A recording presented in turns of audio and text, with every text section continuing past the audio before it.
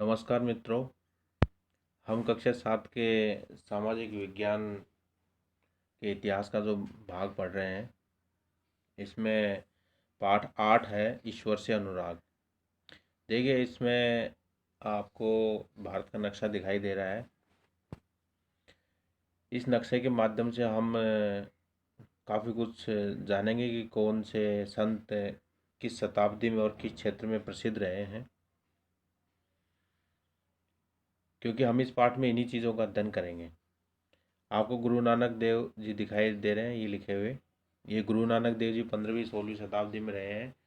और ये जो वर्तमान में पाकिस्तान का जो क्षेत्र है और भारत का ये जो पंजाब वाला क्षेत्र है, इस क्षेत्र में ये काफ़ी प्रसिद्ध रहे हैं। इन्होंने सिख संप्रदाय की स्थापना की थी।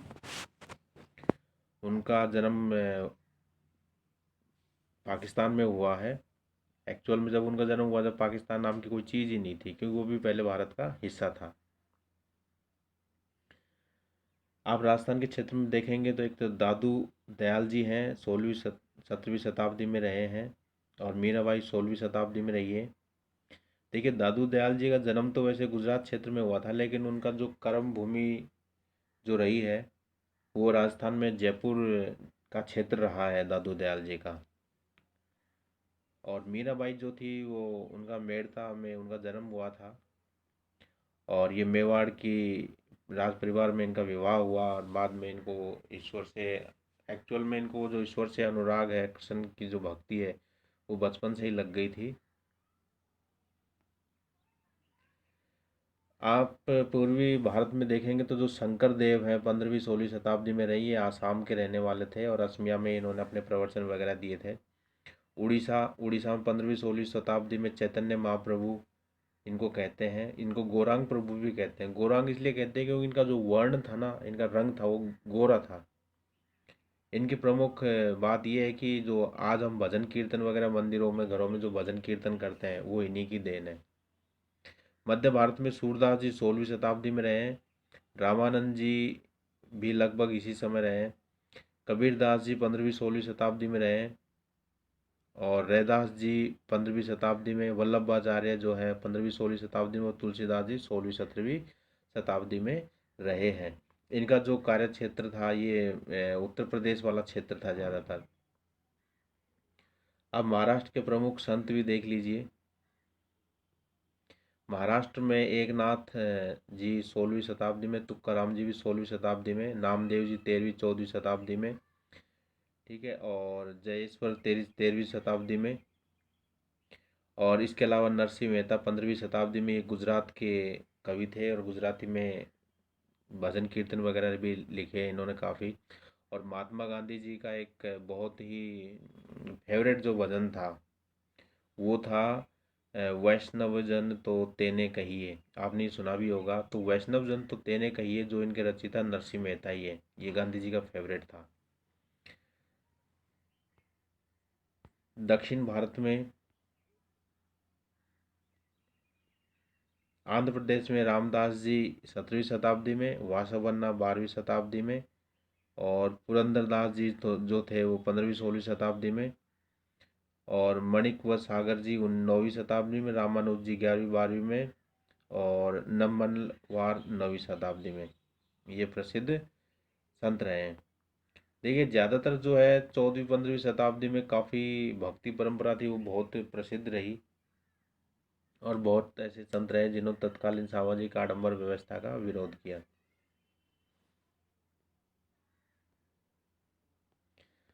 ईश्वर से अनुराग देखिए। नयनार और अलवार। नयनार और अलवार 7वीं से 9वीं शताब्दियों के मध्य कुछ नए धार्मिक आंदोलनों का प्रादुर्भाव हुआ। इन आंदोलनों का नेतृत्व नयनारों, शैव मत, और आलवारों, वैष्णव मतों ने किया। ये सभी संत जो थे, ये सभी जातियों के थे, जैसे पुलैया और पनार जैसी ऐसी प्रजाति के भी थे, ठीक है। ये बौद्ध व जैनों के कटु आलोचक रहे। नयनार और आलवार घुमक्कड़ साधु थे। ये वहाँ के स्थानीय देवी देवताओं की प्रशंसा में सुंदर कविता रचकर उन्हें संगीतबद्ध करते थे। देखिए, जो नयनार और आलवार है, लगभग हर धर्म में विचारधाराओं के आधार पर, धार्मिक पद्धतियों के आधार पर दो दो तीन तीन टुकड़े हो जाते हैं। जैसे ईसाई में कैथोलिक और प्रोटेस्टेंट, और मुसलमानों में शिया और सुन्नी, जैन धर्म में दिगंबर और श्वेतांबर, बौद्ध धर्म में हीनयान महायान। उसी प्रकार से हिंदू धर्म में भी शैव और शाक्त, है ना। तो शैव यानी शिव की पूजा करने वाले, ठीक है। और एक हिंदुओं के एक देवता रहे हैं विष्णु भगवान, ठीक है। विष्णु की जो आराधना करते थे जो संत, वो अलवार कहलाए। और नयनार यानी शिव जी की जो आराधना करते थे वो नयनार कहलाए। इसमें कंफ्यूज होने की आवश्यकता नहीं है, एक बार एग्जाम में आया हुआ है कि जो नयनार थे वो किस देवता की ज़्यादा पूजा वगैरह करते थे या उनके सिद्धांतों को मानते थे, है ना। तो नयनार किसने? शैव। आप ऐसे याद कीजिए, नयनार, नयन, है ना, नयन यानी आँख, ठीक है। और तीन आंखें किसकी थी? शिव जी की थी। तो नयनार शिव जी यानी शैव को, शिव को मानने वाले। और बाकी जो दूसरे बच गए अलवा, वो विष्णु को मानने वाले। नयनार संख्या में 63 संत थे। नयनार संख्या में कितने थे? 63 नयनार, ठीक है। और ये सभी जातियों के थे। इनमें सर्वाधिक प्रसिद्ध कौन कौन हुए नयनार में संत? देखिए, अपार, संबंदर, सुंदरार और माणिक्य व सागार, ठीक है। इनके गीतों के दो संकलन है, तेवरम और तिरुवाचकम। ये नयनार के थे। एग्जाम में इस प्रकार के क्वेश्चन पूछ सकते हैं, इन संतों में किसी का भी नाम देके पूछ सकते हैं कि ये कौन से अलवार थे कि नयनार थे, कौन से संप्रदाय के थे, ठीक है। या इनके नाम देके पूछ सकते हैं, ये नाम दे दे तीन कोई से भी और एक अलग दे दें, अलवार का दे दें कि इनमें से अलवार का कौन सा संत रहा है। तो नयनार में तो कितने संत प्रसिद्ध रहे? 63, ओके। और अलवार में 12 संत थे। अलवार में कितने थे? 12। इनमें सर्वाधिक प्रसिद्ध कौन से थे? पेरिया अलवार और उनकी पुत्री अंडाल। उनकी पुत्री अंडाल किसकी? पेरिया अलवार की। ये भी संत रहे और इनकी पुत्री भी संत रही है अलवार में। सेकंड ग्रेड में एक बार एग्जाम पूछा गया अंडाल का, अंडाल के बारे में। तोंडा डिपोड़ी अलवार और नम्मालवार, ठीक है। ये प्रसिद्ध संत रहे हैं अलवार। और इनके जो गीत हैं दिव्य प्रबंध में संकलित, दिव्य प्रबंध नाम से एक पुस्तक है जिनमें इनके गीत संकलित हैं। मित्रों, ये जो भक्ति परंपरा का ये जो टॉपिक है ये आपके हर प्रकार से उपयोगी है। चाहे आप, हालांकि आप 7वीं क्लास के स्टूडेंट तो है ही है, इसके अलावा आप चाहे किसी भी एग्जाम की तैयारी करें, चाहे थर्ड ग्रेड हो, चाहे सेकंड ग्रेड हो, चाहे फर्स्ट ग्रेड हो। फर्स्ट ग्रेड में भी ये टॉपिक है भक्ति परंपरा का, भक्ति आंदोलन का। और सेकंड ग्रेड सामाजिक में भी ये टॉपिक है भक्ति आंदोलन का, ठीक है। और आपके रिट में थर्ड ग्रेड में है ही सामाजिक में टॉपिक दर्शन और भक्ति। देखिए, शंकर का जन्म जो है 8वीं शताब्दी में केरल में हुआ। ये अद्वैतवाद के समर्थक थे, ठीक है। शंकर जो देव थे, शंकराचार्य जिनको कहें, ठीक है, इनका जन्म केरल में हुआ था। इनमें जीवात्मा और परमात्मा, इनके अनुसार क्या कहते हैं कि जीव की आत्मा और परमात्मा दोनों एक ही है, आप इनको अलग नहीं कर सकते। ब्रह्मा ही परम सत्य है, निर्गुण है और निराकार है। और ये जो संसार है ये सब मिथ्या संसार है, अर्थात ये नाशवान है, ठीक है। रामानुज जो थे वो 11वीं शताब्दी में तमिलनाडु में पैदा हुए थे। और ये अलवार संतों से प्रभावित थे, यानी अलवार किनको मानते थे? विष्णु जी को। रामानुज ने विशिष्टाद्वैत का प्रतिपादन किया। इसमें आत्मा परमात्मा से जुड़ने के बाद भी अलग सत्ता बनाए रखती है। विशिष्टाद्वैत यानी आत्मा परमात्मा दोनों जुड़ गए, उसके बाद भी अपनी अलग सत्ता रह सकती है। और शंकर जो थे, शंकराचार्य जो, वो क्या करते थे? वो अद्वैतवाद के समर्थक थे, यानी दो चीजें नहीं, अर्थात जीवात्मा और परमात्मा दोनों एक ही है। देखिए, भक्ति जो परंपरा है भारत में कहाँ से प्रारंभ हुई है? दक्षिण भारत से ही प्रारंभ हुई है। ये जो रामानुज है, शंकराचार्य है, इन्होंने प्रारंभ की है।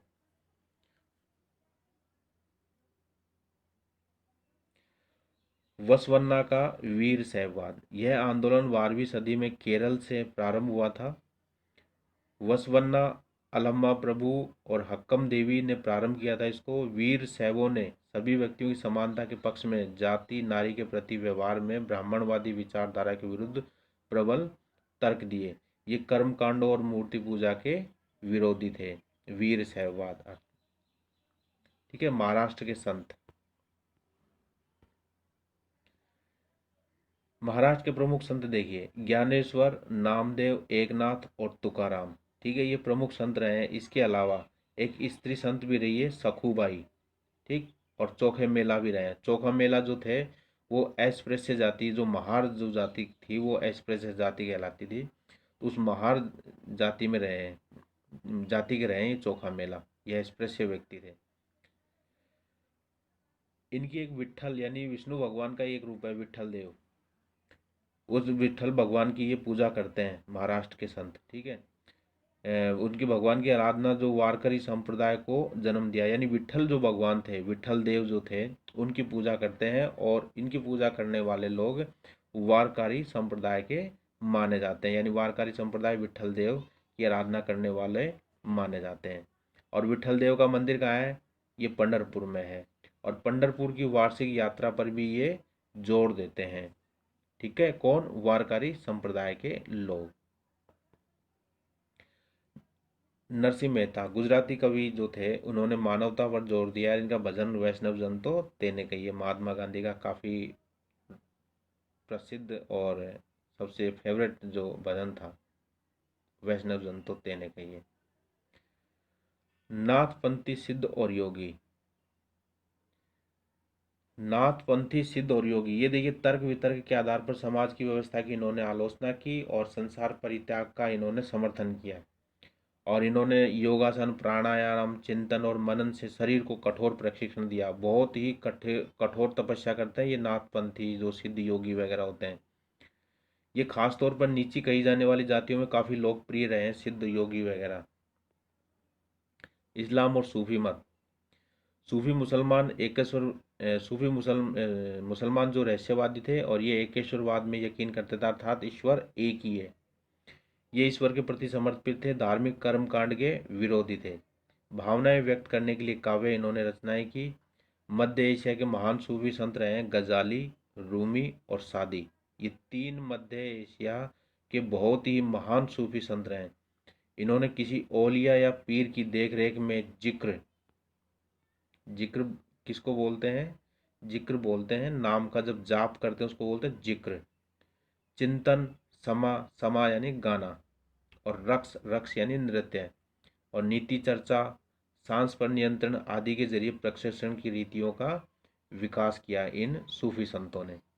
कश्मीर में 15वीं-16वीं सदी में सूफीवाद के ऋषि पंथ का उदय हुआ। इसकी स्थापना नूरुद्दीन वली नंद ऋषि ने की थी। इनको नंद ऋषि भी बोलते हैं, नूरुद्दीन वली को, नूरुद्दीन वली को क्या बोलते हैं? नंद ऋषि। और नंद ऋषि पंथ की स्थापना नूरुद्दीन वली ने की। सबसे प्रभावशाली चिश्ती सिलसिला था।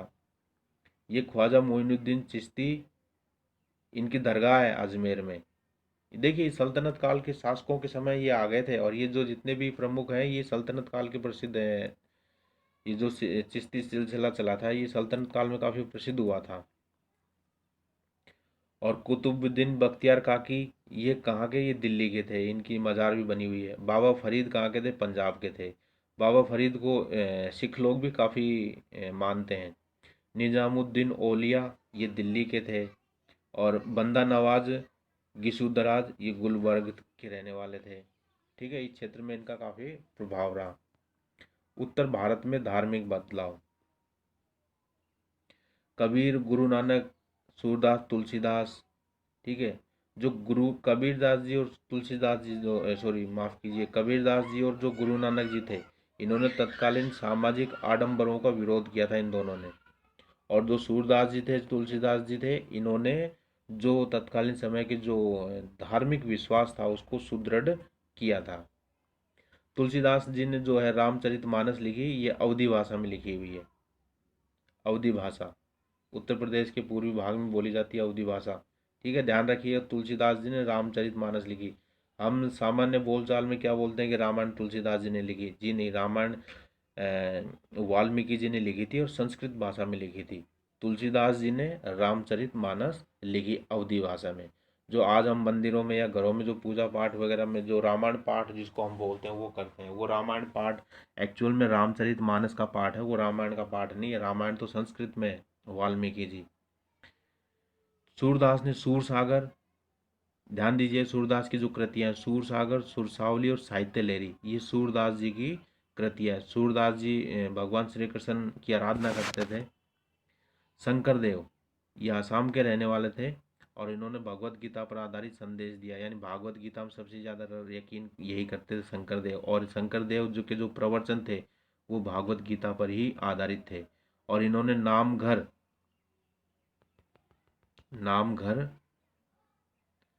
जहाँ कविता पाठ और प्रार्थना ग्रह की जो पद्धति थी वो नाम घर इन्होंने चलाई थी शंकर देव ने, ठीक है। और इनके जो प्रवचन थे वो असमिया भाषा में देते थे। इन्होंने जो जो भी संदेश दिया वो सब असमिया भाषा में लिखा गया है, साधारण लोगों की बोलचाल की वो भाषा थी। इसी परंपरा में दादू दयाल, रविदास, मीराबाई भी शामिल रहे हैं। देखिए दादू दयाल जी और मीराबाई हैं राजस्थान के बहुत प्रसिद्ध भक्ति संत रहे हैं। ये मीराबाई जी तो राज परिवार से संबंधित थी। चैतन्य ने कृष्ण राधा के प्रति भक्ति भाव का उपदेश दिया। जो चैतन्य महाप्रभु थे, जिनको हम गौरांग महाप्रभु भी बोलते हैं, ये बंगाल के क्षेत्र के रहने वाले थे, वर्तमान में उड़ीसा क्षेत्र में पड़ता है इनका जो जन्म स्थान है वो, ठीक है। इन्होंने भगवान श्री कृष्ण और राधा की भक्ति पर जोर दिया था और भजन कीर्तन पर भी ये जोर देते थे। जो कीर्तन की परंपरा है वो इन्होंने प्रारंभ की है, चैतन्य महाप्रभु ने। जयदेव ने गीत गोविंद संस्कृत भाषा में उसकी रचना की। जयदेव जो एक संस्कृत कवि थे, इन्होंने गीत गोविंद, ठीक है, यानी गीतों के माध्यम से आराधना पर जोर दिया था। किसने? जयदेव ने। एग्जाम में कई बार ये क्वेश्चन पूछा गया है कि गीत गोविंद कृति के रचनाकार कौन है, याद रखिएगा, जयदेव, कबीरदास जी। देखिए कबीरदास जी का जो पालन पोषण है वो बनारस में एक मुसलमान जुलाहा जो बुनकर होता है उन्होंने किया था, उस दंपति ने। और क्यों?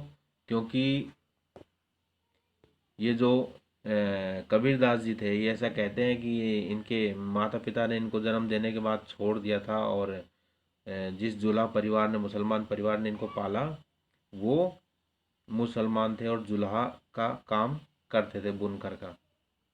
तो ये जो कबीरदास जी थे, हिंदू और मुसलमान दोनों ही संप्रदायों में बराबर रूप से पूजे जाते हैं ये कबीरदास जी। इनके जो भजन है गुरु ग्रंथ साहब में, पंचवाणी में और बीजक में है, कबीरदास जी के जो भजन है। निराकार ईश्वर विश्वास व भक्ति के माध्यम से ही मोक्ष प्राप्त संभव है, ये कबीरदास जी का मानना था। अब है बाबा गुरु नानक देव। इनका जन्म 1469 में और मृत्यु 1539 में। कबीरदास जी का जो जीवन है बहुत ही रहस्यवादी है, ज़्यादा जानकारी है नहीं इनके जीवन के बारे में, लेकिन गुरु नानक देव जी के बारे में इस पर जानकारियाँ मिलती हैं हमें। जन्म 1469 में और मृत्यु 1539 में। और इनका जो जन्म है तलवंडी, वर्तमान में पाकिस्तान में ननकाना साहब के नाम से जाना जाता है, वहाँ इनका जन्म हुआ। और करतारपुर में रावी नदी के तट पर डेरा बाबा साहब में इनका अंतिम समय बीता, यानी लगभग जीवन के अंतिम लगभग 16-17 वर्ष इन्होंने यही डेरा बाबा नानक में इन्होंने अपना जीवन बिताया, जो रावी नदी के तट पर है। देखिए वर्तमान में करंट जीके की दृष्टि से देखें तो करतारपुर कॉरिडोर बनाया है। ये क्या है? भारत की जो बॉर्डर है भारत पाकिस्तान की, उससे कुछ दूरी पर ही है ये जो डेरा बाबा नानक साहब है, ये करतारपुर जो है ये कुछ ही दूरी पर है। तो इस गुरुद्वारे और भारत की बॉर्डर के बीच में ये जो करतारपुर कॉरिडोर बनाया गया है, इसके माध्यम से पैदल व्यक्ति यहाँ जा सकते हैं। आप चाहें तो इस बॉर्डर से पहले क्या होता था कि इस बॉर्डर से दूरबीन से गुरुद्वारे के दर्शन करते थे, क्योंकि ये पाकिस्तान में पड़ता है। सांझी रसोई जिसको लंगर बोलते हैं। देखिए लंगर में क्या होता है, सभी जाति धर्म के लोग एक साथ बैठ कर के भोजन करते हैं और एक साथ इन सबका भोजन बनता है। ऐसा नहीं है कि कोई विशेष व्यक्ति है तो उसके लिए विशेष भोजन बनेगा, नहीं, सभी लोग एक साथ बैठकर भी भोजन करते हैं। इसको बोलते हैं लंगर, और ये लंगर परंपरा आज भी गुरुद्वारों में चलती है। धार्मिक कार्यों की जगह को इन्होंने धर्मशाल नाम दिया, और इस धर्मशाल को वर्तमान में हम गुरुद्वारा के नाम से जानते हैं।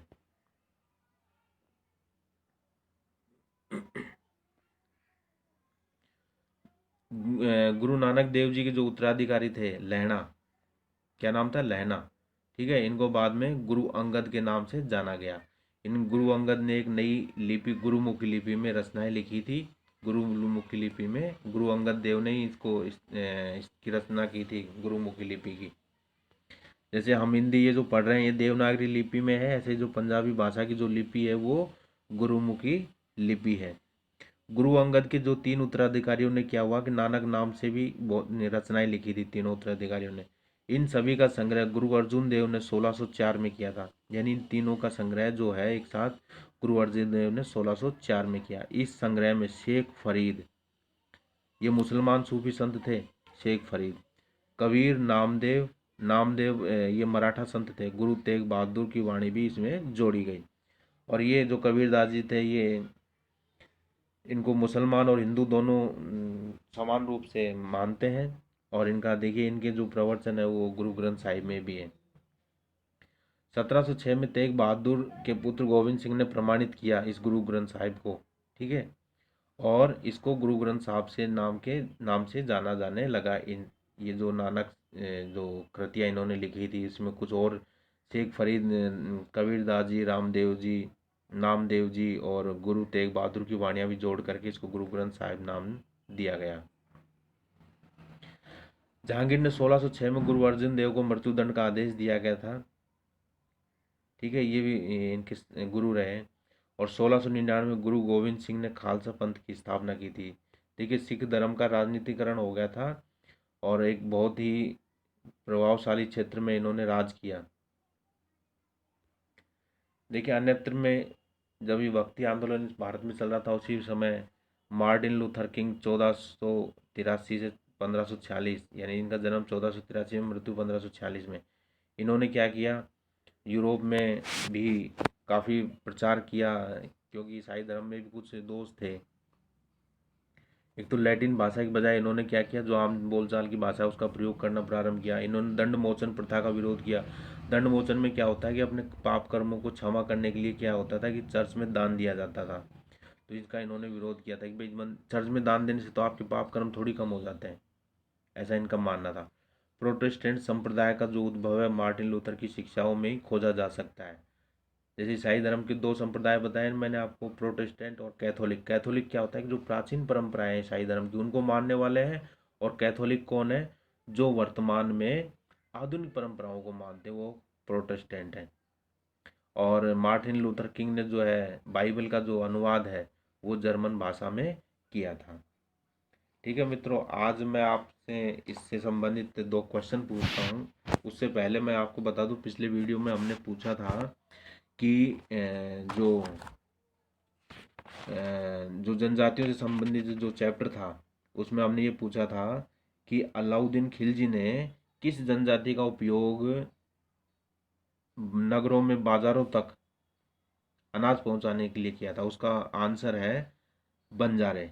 बंजारा जो जाति है उस जाति के लोगों के माध्यम से अलाउद्दीन खिलजी ने बाजारों में अनाज पहुंचाने का काम किया। दूसरा क्वेश्चन ये था कि कमाल खां जो गख्खर जो थे, कमाल खां गख्खर, ये गख्खर जनजाति के नेता थे, ठीक है, और इनको अपना मनसबदार अकबर ने बनाया था। मैंने आपसे पूछा था ये किस जनजाति के थे, ये गख्खर जनजाति के थे, ठीक है, कमाल खान, इनको अकबर ने अपना मनसबदार बनाया था। आज का जो क्वेश्चन है इस वीडियो में जो हमने पढ़ा उसमें से एक क्वेश्चन तो ये है कि नयनार, ठीक है, नयनार और आलवार, ठीक है, नयनार और आलवार जो भक्ति थे, जो संत थे, तो नयनार में कितने प्रसिद्ध भक्ति संत रहे हैं और आलवार में कितने भक्ति संत रहे हैं, इनका उत्तर आपको कमेंट्स के माध्यम से देना है। इसके अलावा एक दूसरा क्वेश्चन ये भी है कि जो रामचरितमानस है, रामचरितमानस, इसके रचनाकार कौन है, तुलसीदास जी। तो रामचरितमानस जो है वो किस भाषा में लिखी गई है, रामचरितमानस किस भाषा में लिखी गई है, इन दोनों प्रश्नों का उत्तर आपको कमेंट्स के माध्यम से देना है।